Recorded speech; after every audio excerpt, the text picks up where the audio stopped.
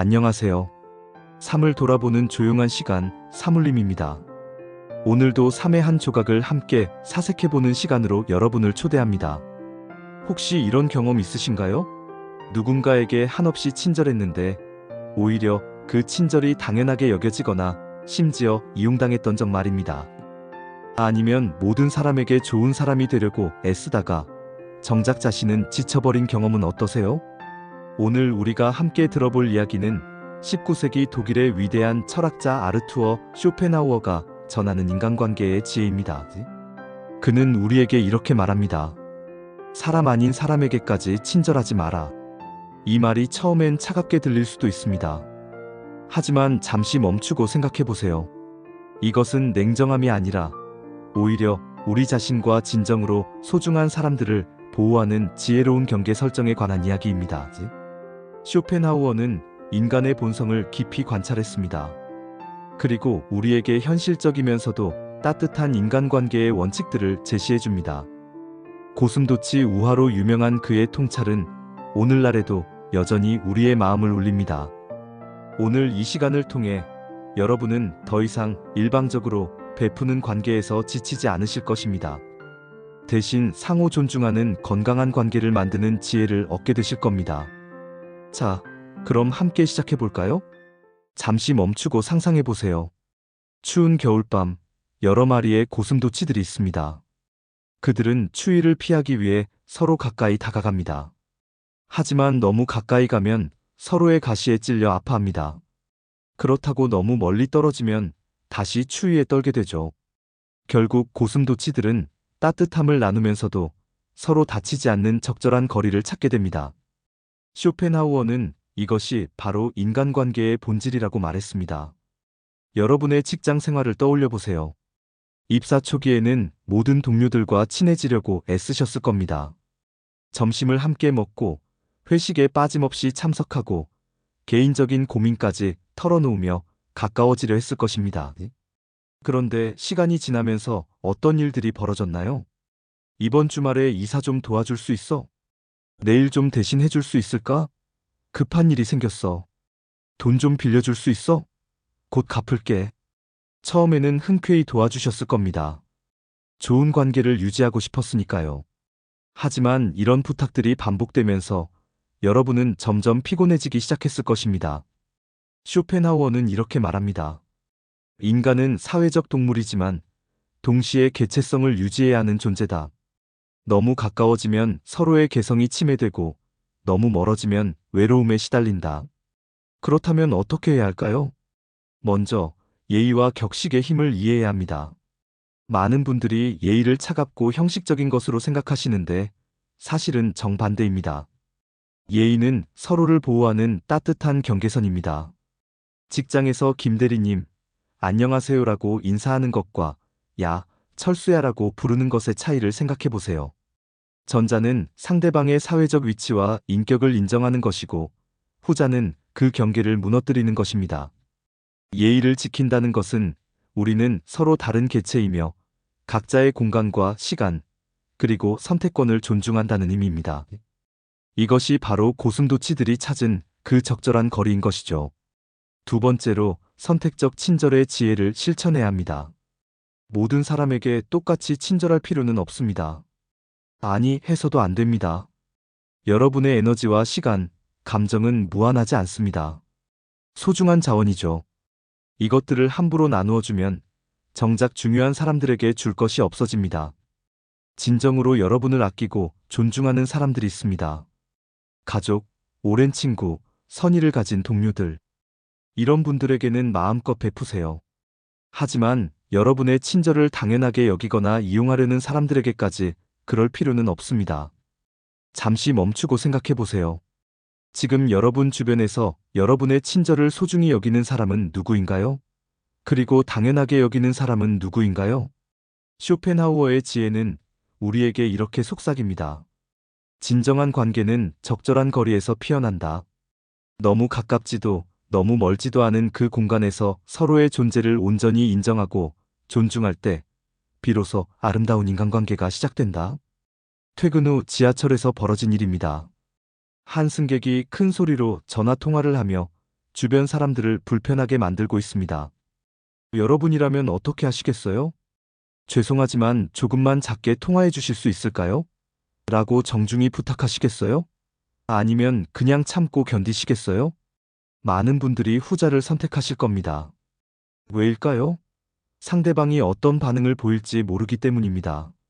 선의로 한 말이 오히려 불쾌한 상황을 만들 수도 있으니까요. 쇼펜하우어는 이렇게 말합니다. 모든 사람이 같은 수준의 도덕성과 이성을 갖고 있지 않다. 따라서 모든 사람에게 똑같은 방식으로 접근해서는 안 된다. 이 말이 차별적으로 들릴 수도 있습니다. 하지만 잠시 현실을 돌아보세요. 정말로 모든 사람이 같은 선의를 가지고 있나요? 모든 사람이 여러분의 친절에 감사하게 반응하나요? 직장에서의 경험을 생각해 보세요. 새로 입사한 후배가 있습니다. 여러분은 선배로서 친절하게 업무를 알려주고 점심도 함께 먹으며 회사 생활에 적응할 수 있도록 도와줬습니다. 첫 번째 유형의 후배라면 이렇게 반응할 겁니다. 선배님, 정말 감사합니다.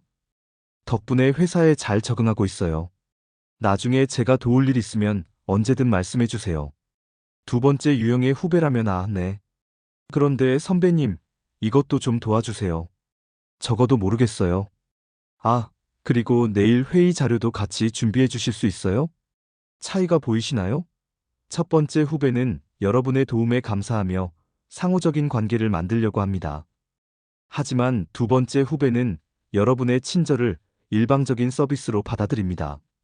쇼펜하우어는 이런 구분을 명확히 하라고 조언합니다. 선의를 가진 사람에게는 더 많은 선의를, 그렇지 않은 사람에게는 적절한 거리를. 그렇다면 사람을 어떻게 구분해야 할까요? 첫째, 상호성의 원칙을 확인해 보세요. 진정한 관계는 주고받는 것입니다. 여러분이 베푼 친절에 상대방도 어떤 형태로든 화답하려고 노력하나요? 꼭 같은 방식일 필요는 없습니다. 물질적 도움을 받았다면 정서적 지지로 화답할 수도 있고, 시간을 내어준 것에 진심 어린 감사를 표현할 수도 있습니다. 둘째, 경계 존중 여부를 살펴보세요. 여러분이 지금은 바빠서 도와드리기 어려워요라고 말했을 때 상대방이 어떻게 반응하나요? 이해하고 양해를 구하나요? 아니면 계속 부탁하거나 불쾌해하나요? 셋째, 감사 표현의 진정성을 느껴보세요. 고마워요라는 말을 입으로만 하는 사람과 진심으로 감사해야 하는 사람은 분위기가 다릅니다. 말보다는 행동과 태도에서 그 진정성이 드러납니다. 이제 실천 방법을 알아보겠습니다. 상호성을 보여주지 않는 사람에게는 점진적으로 거리를 두세요. 갑자기 차갑게 대할 필요는 없습니다. 대신 예의는 지키되 개인적인 호의는 줄여나가는 것입니다. 예를 들어 항상 여러분에게만 도움을 요청하는 동료가 있다면 오늘은 제 일도 많아서 어려울 것 같아요. 다른 분께 부탁해 보시는 게 어떨까요? 이번에는 혼자 해보시는 게 좋을 것 같아요. 성장에 도움이 될 거예요. 이렇게 정중하지만 명확한 경계를 설정하는 것입니다. 반면 진정한 상호성을 보여주는 사람들에게는 더 열린 마음으로 다가가세요. 이런 분들과의 관계는 시간이 지날수록 더욱 풍요로워집니다. 잠시 생각해 보세요. 여러분 주변의 인간관계를 이런 기준으로 살펴보면 어떤 분들이 떠오르시나요? 쇼펜하우어의 지혜는 우리에게 말합니다. 모든 사람에게 친절하려는 것은 결국 아무에게도 진정으로 친절하지 못하는 결과를 낳는다. 선택과 집중이야말로 진정한 관계의 시작이다. 서울 시내 한 카페에서 실제로 있었던 일입니다. 한 여성이 친구와 만나 이런 고민을 털어놓았습니다.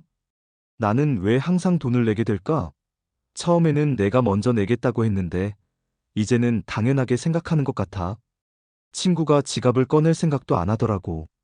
여러분도 비슷한 경험 있으시죠? 처음에는 내가 낼게라고 먼저 나섰는데 어느 순간부터 그것이 당연한 역할이 되어버린 경우 말입니다. 쇼펜하우어는 이런 상황을 예리하게 분석했습니다. 그는 인간의 본성에 대해 이렇게 말합니다. 사람은 받는 것에 빨리 익숙해지지만 주는 것의 소중함은 쉽게 잊는다. 이것은 도덕적 판단이 아닙니다. 그냥 인간의 심리적 특성일 뿐입니다. 마치 우리가 따뜻한 방에 들어가면 처음에는 따뜻함을 느끼지만 시간이 지나면 그 따뜻함을 당연하게 여기는 것과 같습니다. 직장에서 이런 경험 해보셨나요? 팀 프로젝트에서 여러분이 항상 더 많은 일을 맡아서 처리합니다. 처음에는 내가 좀 더 경험이 있으니까, 내가 더 빨리 할 수 있으니까라는 이유로 시작했을 겁니다. 그런데 시간이 지나면서 어떤 일이 벌어졌나요? 팀원들은 점점 여러분이 알아서 해줄 것이라고 기대하기 시작했습니다. 그들의 업무 참여도는 낮아지고 책임감도 줄어들었죠. 심지어 프로젝트가 잘 되면 우리가 함께 해낸 성과라고 하고, 잘못되면 주도적으로 진행한 사람의 책임이라고 여기기도 합니다. 이때 여러분의 마음은 어떠셨나요? 억울하고 화가 났지만 동시에 내가 처음에 자처한 일인데 라는 자책감도 들었을 겁니다. 쇼펜하우어는 이런 현상을 친절의 함정이라고 불렀습니다. 친절한 사람일수록 더 많은 부담을 지게 되고 결국 그 친절이 독이 되어 돌아온다는 것입니다. 왜 이런 일이 벌어질까요? 첫째, 기대치의 변화 때문입니다. 사람들은 처음 받은 호의를 기준으로 새로운 기대치를 설정합니다. 여러분이 90점짜리 친절을 베풀면 그것이 새로운 표준이 됩니다. 그 다음에 80점짜리 친절을 베풀면 상대방은 이전보다 덜 친절해졌다고 느끼게 되죠. 둘째, 감사의 무뎌짐 현상입니다. 처음 받은 도움에는 크게 감사하지만 같은 도움이 반복되면 그 고마움이 점점 줄어듭니다. 이것은 인간의 자연스러운 심리 현상입니다. 셋째, 의존성의 형성입니다. 여러분이 지속적으로 도움을 주면 상대방은 그것에 의존하게 됩니다. 그리고 의존하는 사람은 자신의 능력을 키우려는 동기가 줄어들죠. 그렇다면 어떻게 해야 할까요? 먼저 점진적 친절의 원칙을 적용해 보세요. 처음부터 100% 친절을 베풀지 마세요. 70% 정도로 시작해서 상대방의 반응을 보며 조절하는 것입니다. 새로운 동료가 왔을 때, 첫 주 기본적인 업무 설명과 점심 한번 함께, 둘째 주 간단한 질문 답변과 회사 문화 소개, 셋째 주 상대방의 태도를 보며 추가적인 도움 여부 결정. 이렇게 단계적으로 접근하면 상대방도 여러분의 친절을 당연하게 여기지 않게 됩니다. 둘째, 상호호혜의 문화를 만들어 가세요. 도움을 줄 때마다 나중에 제가 도움이 필요할 때도 부탁드려도 될까요? 라고 자연스럽게 말해보세요. 이것은 일방적인 관계가 아닌 상호적인 관계라는 것을 상기시켜주는 효과가 있습니다. 셋째, 감사 표현을 유도해보세요. 괜찮아. 뭘 그런 걸로라고 넘어가지 마세요. 도움이 되었다니 다행이에요라고 말하며 상대방이 감사를 표현할 기회를 주세요. 잠시 생각해보세요. 여러분이 지금까지 일방적으로 베풀고 있는 관계가 있다면 그것을 어떻게 상호적인 관계로 바꿔나갈 수 있을까요? 쇼펜하우어의 지혜는 우리에게 이렇게 속삭입니다. 진정한 친절은 상대방이 감사할 줄 아는 마음을 키울 수 있게 해주는 것이다. 무분별한 베풀문 오히려 그 기회를 빼앗는 것이다. 미안해. 이번에는 도와드릴 수 없을 것 같아요. 이 한 문장을 말하는 것이 왜 이렇게 어려울까요? 많은 분들이 이 말을 하기보다는 차라리 불편함을 감수하고 도와주는 쪽을 선택합니다. 지난주 한 직장인의 하루를 따라가 보겠습니다. 오전 9시 동료가 다가옵니다. 어제 회의 자료 정리 좀 도와줄 수 있어? 내가 잘 못하거든. 오전 11시 후배가 부탁합니다. 선배님, 이 업무 어떻게 하는지 모르겠어요. 대신 해주실 수 있어요? 점심시간 친구에게서 연락이 옵니다. 오늘 저녁에 짐 옮기는 것 좀 도와줄 수 있어? 오후 3시 상사가 말합니다. 이 프로젝트 마감이 급한데 네가 좀 더 신경 써줄 수 있겠어? 이분은 하루 종일 자신의 일은 뒷전이고 남의 일만 도와주었습니다. 퇴근 시간이 되어서야 자신의 업무를 시작할 수 있었죠. 쇼펜하우어는 이런 상황을 보며 이렇게 말했습니다. 자신의 경계를 지키지 못하는 사람은 결국 자신뿐만 아니라 타인에게도 해를 끼치게 된다. 왜 아니요라고 말하기 어려울까요? 첫째, 좋은 사람으로 보이고 싶은 욕구 때문입니다. 우리는 타인에게 거절당하는 것도 싫어하지만 타인을 거절하는 것도 어려워합니다. 저 사람이 나를 이기적이라고 생각하면 어떡하지?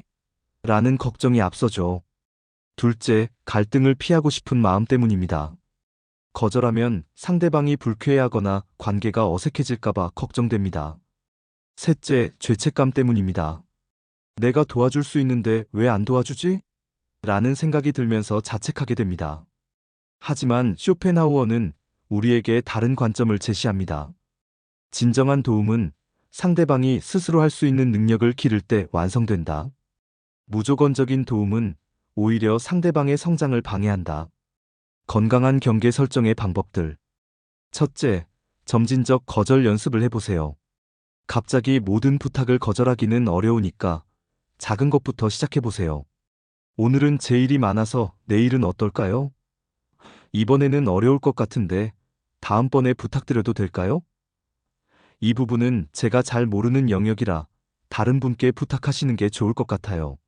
이렇게 부드럽지만 명확한 거절부터 연습해보세요. 둘째, 대안 제시하기를 활용하세요. 단순히 안 돼요라고 말하기보다는 다른 해결책을 함께 제시하면 상대방도 받아들이기 쉬워집니다. 제가 직접 도와드리기는 어렵지만 이런 방법은 어떨까요? 시간이 부족해서 전체를 도와드리기는 어렵지만 핵심 부분만 알려드릴게요. 저보다 이 분야에 경험이 많은 님께 부탁해 보시는 게 어떨까요? 셋째, 자신의 상황을 솔직하게 전달하세요. 거창한 핑계를 만들 필요 없습니다. 진실한 상황을 이야기하면 됩니다. 요즘 제 업무량이 많아서 추가로 뭔가를 맡기 어려워요.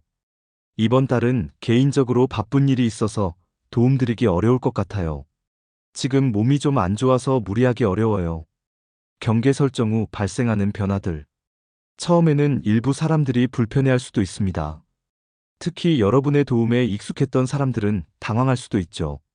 하지만 시간이 지나면서 놀라운 변화들이 일어납니다. 첫째, 진정한 관계가 구별됩니다. 여러분의 도움 때문에만 가까이 했던 사람들은 자연스럽게 거리를 두게 되고, 진심으로 여러분을 아끼는 사람들은 오히려 여러분의 솔직함을 존중하게 됩니다. 둘째, 자존감이 향상됩니다. 자신의 경계를 지킬 수 있다는 것은 자신을 소중히 여긴다는 의미입니다. 이는 내적 자신감으로 이어집니다. 셋째, 시간과 에너지 관리가 효율적이 됩니다. 불필요한 일들로 소모되던 시간과 에너지를 정말 중요한 일들에 집중할 수 있게 됩니다. 잠시 생각해 보세요. 만약 여러분이 모든 부탁에 네라고 답하지 않아도 된다면 그 시간에 무엇을 하고 싶으신가요? 쇼펜하우어는 우리에게 이렇게 말합니다. 경계는 벽이 아니다. 문이다. 언제 열고 언제 닫을지를 스스로 결정할 수 있는 권리, 그것이 진정한 자유다. 친구가 몇 명이나 돼? 이런 질문을 받으면 여러분은 어떻게 답하시나요? SNS 친구 목록의 숫자를 말씀하시겠어요? 아니면 연락처에 저장된 사람들의 수를 세어보시겠어요? 쇼펜하우어는 이렇게 말했습니다. 친구의 수는 중요하지 않다. 중요한 것은 그 친구들과의 관계의 깊이와 진정성이다. 지난달 한 직장인이 겪은 일입니다. 회사에서 어려운 일이 생겨 스트레스를 받고 있을 때 평소 친하게 지내던 동료들에게 고민을 털어놓았습니다. 첫 번째 동료의 반응, 아, 그래. 힘들겠네. 그런데 오늘 저녁에 새로 생긴 맛집 가볼래?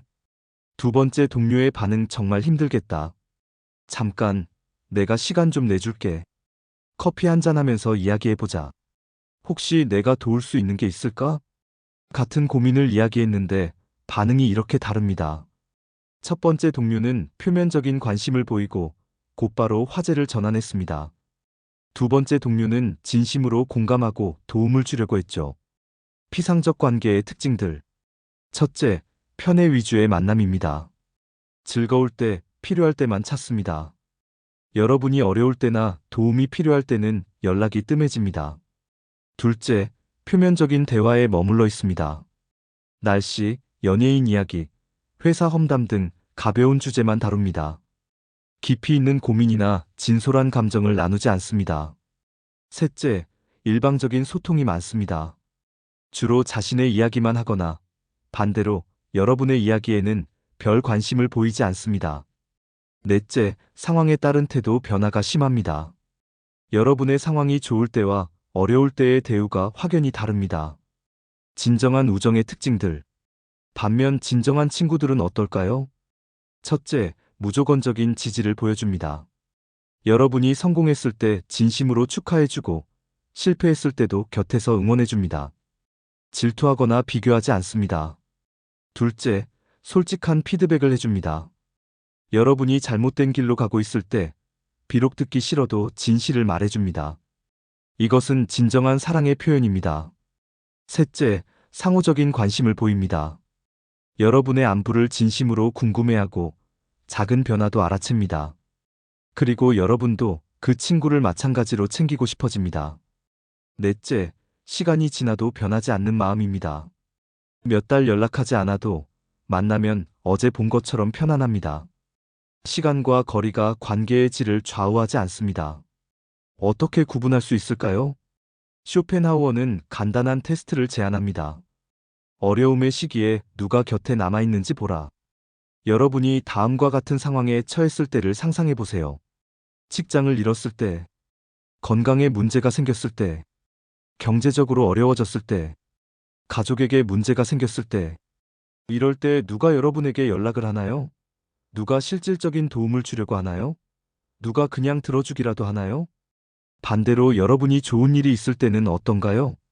승진했을 때, 좋은 소식이 있을 때, 성공적인 일을 해냈을 때, 이때 진심으로 축하해주는 사람과 은근히 질투하거나 시큰둥한 반응을 보이는 사람을 구분할 수 있을 겁니다. 진정한 관계를 만드는 방법. 첫째, 먼저 진정성을 보여주세요. 상대방에게 진정한 관심을 가지고 표면적인 대화를 넘어서는 깊이 있는 소통을 시도해 보세요. 둘째, 꾸준함을 유지하세요. 필요할 때만 연락하지 마세요. 특별한 일이 없어도 안부를 묻고 작은 일상을 나누세요. 셋째, 상호성을 추구하세요. 일방적으로 주거나 받기만 하는 관계가 아니라 서로가 서로를 챙기는 관계를 만들어 가세요. 넷째, 시간을 투자하세요. 진정한 관계는 하루아침에 만들어지지 않습니다. 꾸준한 시간과 에너지 투자가 필요합니다. 관계 정리의 지혜. 모든 관계를 깊게 만들 필요는 없습니다. 오히려 그렇게 하려고 하면 정작 중요한 관계들이 소홀해질 수 있습니다. 피상적 관계들은 그 자체로도 의미가 있습니다. 직장 동료들과의 가벼운 대화, 동네 상점 주인과의 인사, 헬스장에서 만나는 지인들. 이런 관계들도 우리 삶에 활력을 줍니다. 중요한 것은 구분하는 것입니다. 어떤 관계는 깊게, 어떤 관계는 적당히. 이렇게 선택과 집중을 할 때 비로소 진정한 인간관계의 풍요로움을 누릴 수 있습니다. 잠시 생각해 보세요. 여러분의 인간관계 중에서 정말 소중하다고 느끼는 사람은 몇 명이나 되시나요? 그리고 그분들에게 충분한 시간과 관심을 기울이고 계신가요? 쇼펜하우어는 우리에게 이렇게 속삭입니다. 많은 사람들과 얕은 관계를 맺는 것보다 소수의 사람들과 깊은 관계를 맺는 것이 훨씬 풍요로운 삶을 만든다. 혼자 있는 시간이 불편하세요? 많은 현대인들이 이 질문에 그렇다고 답할 것입니다. 지하철에서도 스마트폰을 보고 집에 혼자 있을 때도 TV나 음악을 틀어놓습니다. 완전한 정적과 고독을 견디지 못하죠. 하지만 쇼펜하우어는 정반대의 관점을 제시합니다. 진정으로 풍요로운 내면을 가진 사람은 고독을 두려워하지 않는다. 오히려 고독 속에서 가장 깊은 행복을 찾는다. 지난 주말 한 30대 직장인의 하루를 살펴보겠습니다. 오전 친구들과 브런치 약속, 오후 쇼핑몰에서 다른 친구와 만남, 저녁 회사 동료들과 술자리, 밤 집에 돌아와서도 넷플릭스 시청, 하루 종일 누군가와 함께 있거나 무언가에 몰입해 있었습니다. 언뜻 보면 활발하고 사교적인 하루처럼 보입니다. 하지만 이분은 정작 자신이 누구인지, 무엇을 원하는지 생각할 시간이 없었습니다. 쇼펜하우어는 이런 현상을 내면의 공허함을 외부 자극으로 채우려는 시도라고 설명했습니다. 왜 우리는 고독을 두려워할까요? 첫째, 자기 자신과 마주하는 것이 불편하기 때문입니다. 고독한 시간에는 평소 바쁨에 묻어두었던 불안, 걱정, 후회 같은 감정들이 올라옵니다. 이런 감정들을 마주하는 것이 힘들어서 계속 외부로 관심을 돌리게 됩니다. 둘째, 사회적 성취의 기준 때문입니다. 현대 사회는 인기 있는 사람을 성공한 사람으로 여깁니다. 항상 약속이 있고 많은 사람들과 어울리는 것이 좋은 것처럼 여겨지죠. 셋째, 즉각적인 자극에 중독되어 있기 때문입니다. 스마트폰, 소셜미디어, 각종 엔터테인먼트에 익숙해진 우리는 자극이 없는 시간을 견디기 어려워합니다. 하지만 고독은 선물입니다. 쇼펜하우어는 고독을 내면의 보물창고를 발견하는 시간이라고 표현했습니다. 첫째, 진정한 자기 이해가 가능해집니다. 다른 사람들의 시선이나 기대에서 벗어나 순수하게 자신의 생각과 감정을 들여다볼 수 있습니다. 어떤 일을 할 때 정말 즐거운지, 어떤 순간에 마음이 편안해지는지, 무엇을 할 때 시간 가는 줄 모르는지, 이런 것들은 혼자 있을 때만 온전히 느낄 수 있습니다. 둘째, 창의성이 발현됩니다. 새로운 아이디어나 해결책은 보통 조용한 순간에 떠오릅니다. 샤워할 때, 산책할 때, 멍하니 창밖을 바라볼 때, 이런 순간들이 바로 창의성이 싹트는 시간들입니다. 셋째, 감정 정리가 됩니다. 복잡한 인간관계에서 생긴 스트레스, 업무상의 고민, 미래에 대한 불안, 이런 것들을 차근차근 정리할 수 있는 시간이 필요합니다. 고독을 즐기는 방법들. 처음에는 불편할 수 있습니다. 그럴 때는 단계적으로 접근해 보세요. 첫째, 10분 명상부터 시작해 보세요. 스마트폰을 다른 방에 두고 편안한 자세로 앉아서 10분 동안 아무것도 하지 마세요. 그냥 숨 쉬는 것에만 집중해 보세요. 처음에는 5분도 길게 느껴질 겁니다. 온갖 생각들이 머릿속을 떠다닐 것이고 뭔가 해야 할 것 같은 불안감이 들 수도 있습니다. 그것이 정상입니다. 둘째, 일기 쓰기를 해보세요. 화려한 문장이 아니어도 됩니다. 오늘 있었던 일, 느꼈던 감정, 떠오른 생각들을 자유롭게 적어보세요. 오늘 회의에서 팀장님이 내 의견을 무시하는 것 같아서 기분이 나빴다. 왜 그렇게 느꼈을까? 정말 무시한 걸까? 아니면 내가 예민했던 걸까? 이런 식으로 자신의 감정을 들여다보는 연습을 해보세요. 셋째, 자연과 함께하는 고독을 경험해보세요. 공원을 천천히 걸으면서 나무들을 바라보거나 카페 창가에 앉아 지나가는 사람들을 관찰해보세요. 판단하지 말고 그냥 바라만 보는 것입니다. 넷째, 취미에 몰입해보세요. 다른 사람과 함께하는 활동이 아닌 혼자서도 즐길 수 있는 활동을 찾아보세요. 독서, 그림 그리기, 음악 감상, 요리, 무엇이든 좋습니다. 고독이 주는 선물들. 고독에 익숙해지면 놀라운 변화들이 일어납니다. 첫째, 타인에 대한 의존도가 줄어듭니다. 혼자서도 충분히 행복할 수 있다는 자신감이 생기면 관계에서도 더 건강한 균형을 유지할 수 있습니다. 둘째, 더 깊이 있는 관계를 맺을 수 있게 됩니다. 자신을 잘 아는 사람일수록 타인을 더 잘 이해할 수 있습니다. 셋째, 내적 평화를 경험하게 됩니다. 외부의 자극이나 인정에 의존하지 않고도 마음의 평안을 느낄 수 있게 됩니다. 넷째, 진정한 자유를 맛보게 됩니다. 다른 사람들의 시선이나 기대에 휘둘리지 않고 자신의 가치관과 원칙에 따라 살 수 있게 됩니다. 잠시 생각해 보세요. 언제가 마지막으로 완전히 혼자만의 시간을 가졌던 때인가요? 그 시간이 어떠셨나요? 쇼펜하우어는 우리에게 이렇게 말합니다. 혼자 있을 수 있는 능력은 사랑할 수 있는 능력과 직결된다. 자신과 편안하게 지낼 수 있는 사람만이 타인과도 진정으로 편안한 관계를 만들 수 있다. 직장에서 이런 동료 있으신가요? 항상 누군가의 문제로 스트레스 받고 사는 사람 말입니다. 어떡하지? 우리 팀 김대리가 요즘 우울해 보여. 내가 뭔가 도와야 할 것 같은데. 옆 부서 이 과장님이 승진 못해서 속상해 하시더라. 내가 위로해드려야 할까? 친구가 남자친구와 헤어져서 울고 있어. 내 마음도 너무 아파. 이런 분들의 공통점은 타인의 감정을 자신의 감정으로 받아들인다는 것입니다. 누군가 힘들어하면 덩달아 힘들어하고 누군가 화내면 자신도 불안해집니다. 쇼펜하우어는 이런 현상을 감정적 경계의 붕괴라고 불렀습니다. 그리고 이것이 얼마나 위험한지 경고했습니다.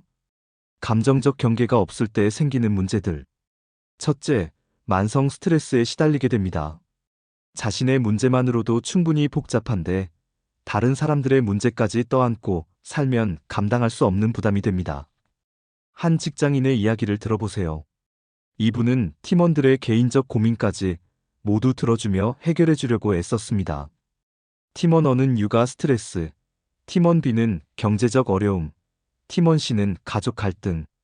결국 이분은 번아웃이 와서 상담을 받게 되었습니다. 상담사가 물었습니다. 그럼 당신의 문제는 누가 들어주나요? 그제야 깨달았습니다. 자신은 정작 자신의 문제를 돌볼 시간이 없었다는 것을요. 둘째, 문제 해결 능력이 퇴화됩니다. 항상 누군가가 대신 걱정해주고 해결해주려고 하면 그 사람은 스스로 문제를 해결하는 법을 배우지 못합니다. 셋째, 진정한 도움이 되지 못합니다. 감정적으로 휘말려 있으면 객관적인 조언을 할 수 없습니다. 오히려 상황을 더 복잡하게 만들 수 있죠. 쇼펜하우어의 감정적 거리두기 철학. 쇼펜하우어는 동정심과 감정적 휘말림을 구분했습니다. 진정한 동정심은 상대방의 아픔을 이해하면서도 자신의 감정적 안정을 유지하는 것입니다. 마치 의사가 환자의 고통에 공감하면서도 냉정하게 치료 방법을 찾는 것처럼요. 반면 감정적 휘말림은 상대방의 감정에 자신이 완전히 빨려 들어가는 것입니다. 이때는 도움은커녕 오히려 방해가 될 수 있습니다. 건강한 감정적 거리두기 방법들. 첫째, 나와 상대방을 명확히 구분하세요. 상대방이 어려운 이야기를 할 때 이렇게 생각해 보세요. 이것은 그 사람의 문제다. 나의 문제가 아니다.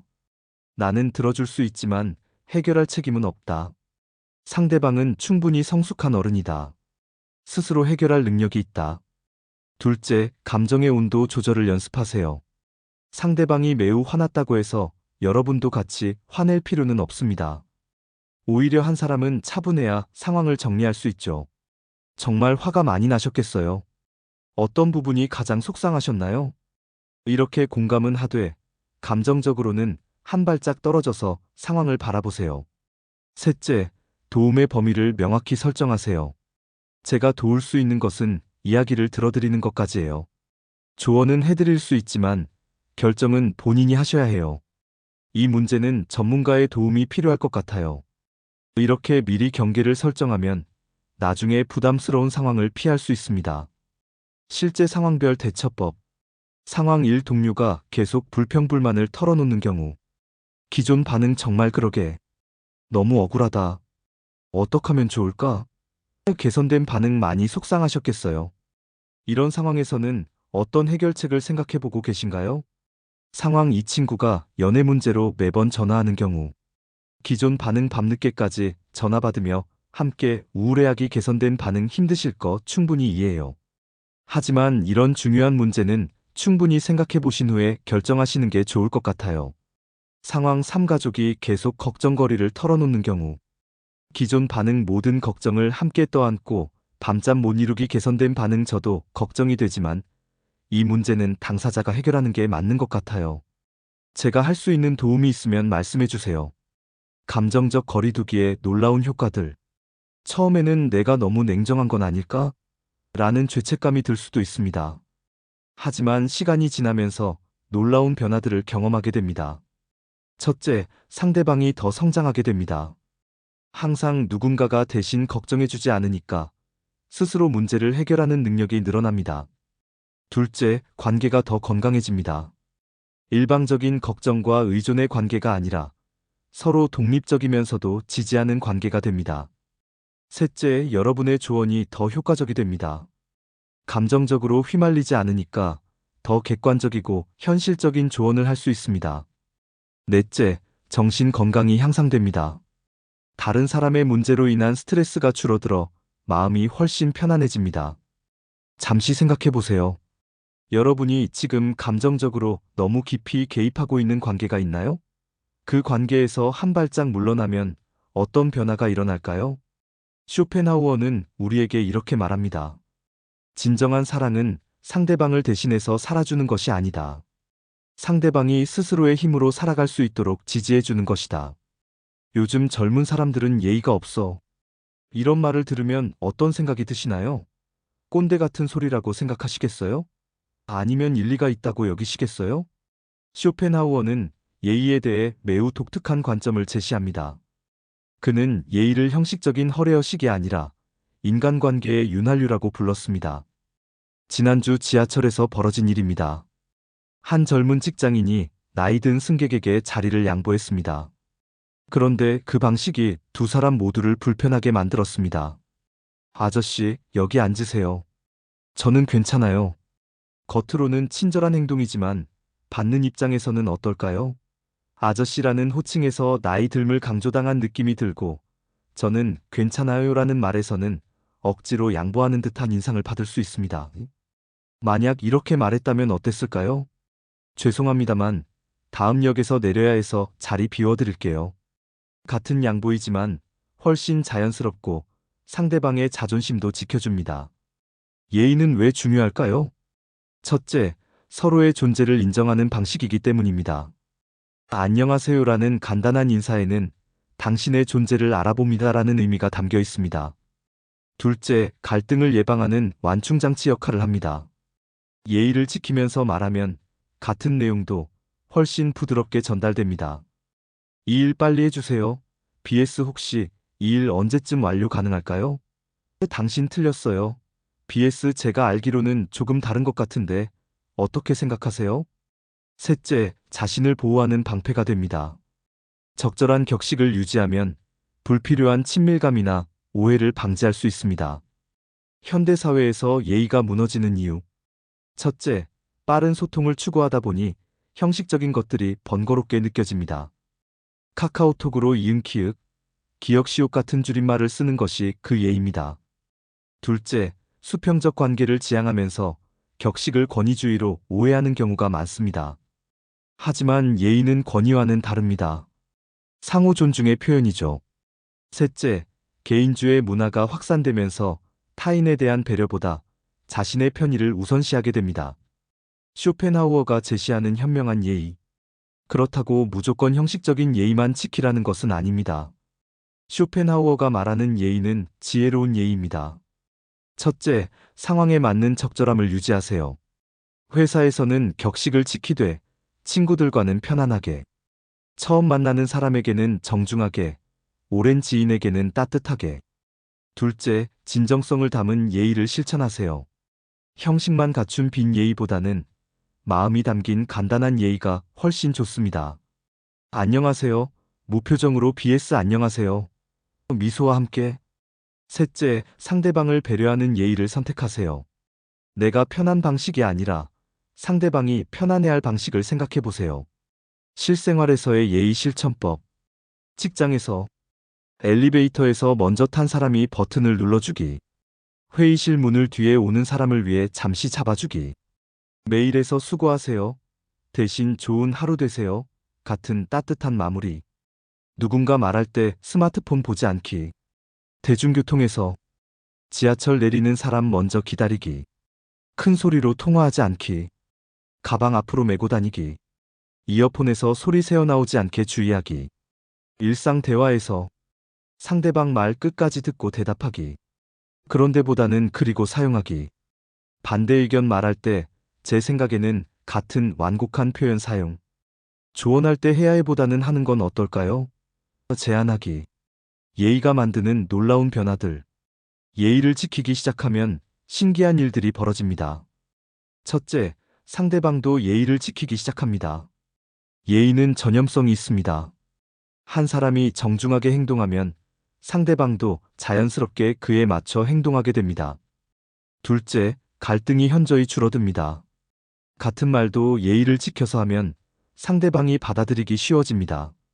셋째, 신뢰가 쌓입니다. 예의 바른 사람은 믿을 만한 사람으로 여겨집니다. 작은 예의도 지키는 사람이라면 큰 약속도 지킬 것이라고 생각하게 되죠. 넷째, 자신감이 향상됩니다. 어떤 상황에서든 적절하게 행동할 수 있다는 것은 큰 자신감을 줍니다. 과도한 예의의 함정 피하기. 하지만 예의에도 적절한 선이 있습니다. 지나친 예의는 오히려 관계를 어색하게 만들 수 있습니다. 너무 격식을 차리면 거리감이 생길 수 있습니다.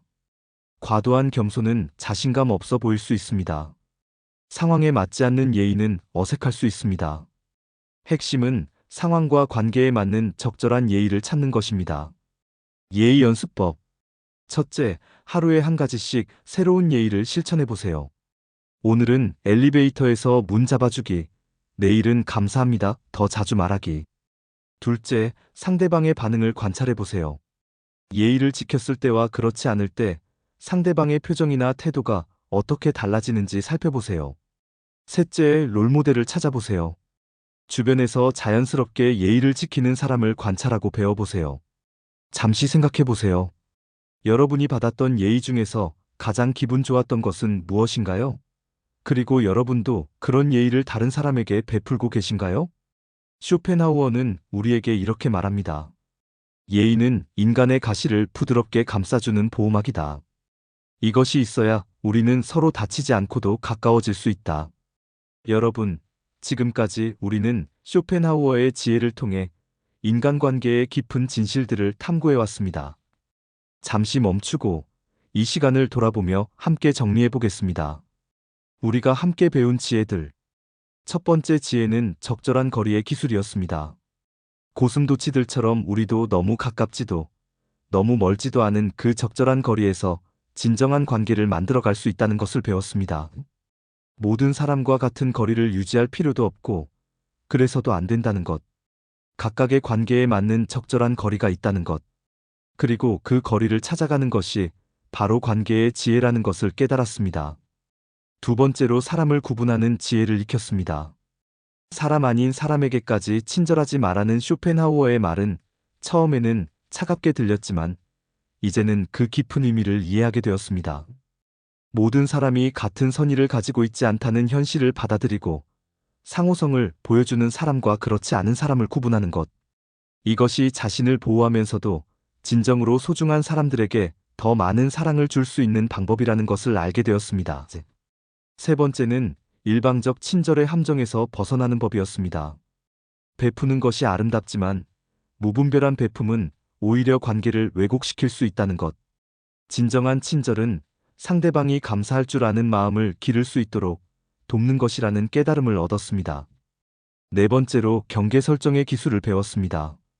안 돼요라고 말하는 용기가 얼마나 중요한지, 그리고 그것이 관계를 망치는 것이 아니라 오히려 더 건강한 관계를 만드는 기초가 된다는 것을 이해했습니다. 다섯 번째는 진정한 우정과 피상적 관계를 구분하는 안목이었습니다. 많은 사람과 얕은 관계를 맺는 것보다 소수의 사람과 깊은 관계를 맺는 것이 훨씬 풍요로운 삶을 만든다는 쇼펜하우어의 가르침을 새기게 되었습니다. 여섯 번째로 고독의 가치를 재발견했습니다. 혼자 있는 시간이 두려운 것이 아니라 자신을 만나고 내면을 풍요롭게 하는 소중한 시간이라는 것.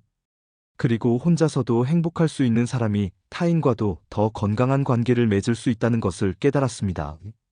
일곱 번째는 감정적 거리두기의 지혜였습니다. 타인의 문제를 내 문제로 만들지 않으면서도 진정한 도움을 줄 수 있는 방법. 동정심과 감정적 휘말림을 구분하는 것이 얼마나 중요한지 배웠습니다. 마지막으로 예의와 격식의 힘을 재평가했습니다. 예의가 형식적인 허례허식이 아니라 서로를 보호하고 존중하는 따뜻한 경계선이라는 것. 그리고 그것이 인간관계의 윤활유 역할을 한다는 것을 이해했습니다. 이제 어떻게 살아갈 것인가? 여러분, 지금 이 순간부터 여러분의 인간관계는 달라질 것입니다. 더 이상 모든 사람에게 같은 방식으로 대할 필요가 없습니다. 더 이상 일방적으로 베풀며 지칠 필요도 없습니다. 대신 지혜롭게 선택하세요. 누구에게 어떤 거리로 다가갈지, 누구에게 어느 정도의 친절을 베풀지, 언제 내라고 하고 언제 아니요라고 할지를 현명하게 판단하세요. 그렇다고 해서 냉정해지라는 것은 아닙니다. 오히려 더 따뜻해지세요.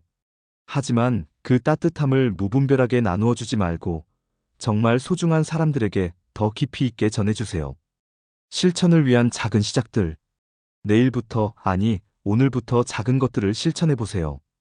동료의 부탁을 받았을 때 일단 멈추고 생각해 보세요. 이것이 나의 책임인가? 내가 도와줄 수 있는 범위인가? 상대방이 스스로 할 수 있는 일인가? 누군가와 대화할 때 적절한 예의를 지키면서도 따뜻함을 전달해 보세요. 안녕하세요 한마디도 진심을 담아 말하면 상대방에게 전해집니다. 하루에 10분이라도 완전히 혼자만의 시간을 가져보세요. 스마트폰도 내려놓고 아무것도 하지 말고 그냥 자신과 마주해 보세요.